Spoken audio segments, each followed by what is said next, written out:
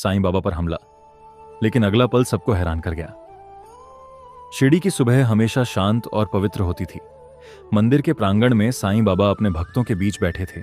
कोई उनके चरण दबा रहा था, कोई प्रसाद बांट रहा था, तो कोई दूर खड़ा बस उन्हें निहार रहा था।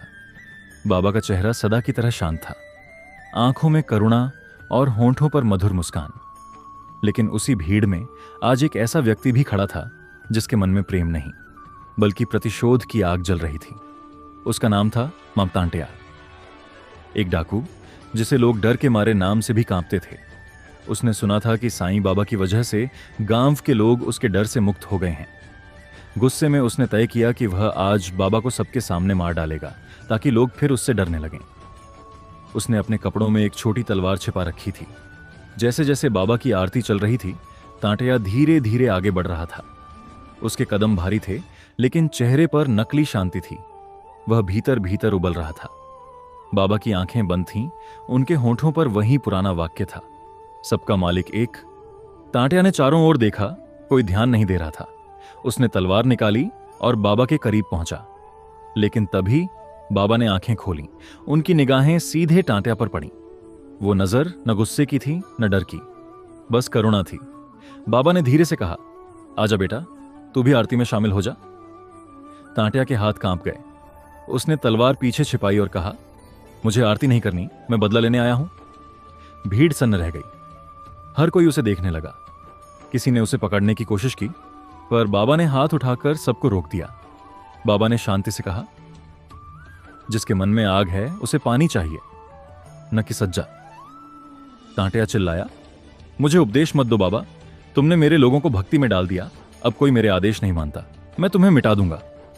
बाबा धीरे धीरे उठे, पास जाकर बोले, अगर तुझे लगता है कि मैं तेरा दुश्मन हूं तो वार कर दे, लेकिन पहले ये बता, तूने आखिरी बार अपनी मां को कब देखा था?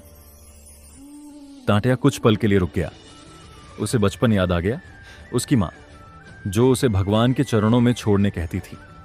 लेकिन वो डाकू बन गया और मां के आंसुओं से दूर चला गया। बाबा बोले, तेरी मां आज भी तेरे लिए रोती है, अगर तू मुझे मारेगा तो उसका रोना कौन मिटाएगा? बाबा की आवाज में ऐसा स्नेह था कि तांटिया की तलवार नीचे गिर गई। उसकी आंखों से आंसू बहने लगे।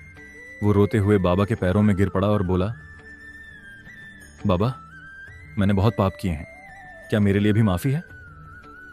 बाबा ने उसके सिर पर हाथ रखा और कहा, बेटा, अगर पत्थर भी सच्चे दिल से पानी मांग ले तो आसमान भी बरसता है। भगवान से सच्चे दिल से माफी मांग, सब धुल जाएगा।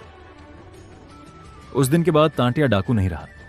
उसने अपने हथियार त्याग दिए और बाबा का शिष्य बन गया। गांव वाले हैरान थे। जो आदमी एक वक्त साईं को मारने आया था, वही अब हर दिन मंदिर की सफाई करता, भजन गाता और भूखों को खाना खिलाता था।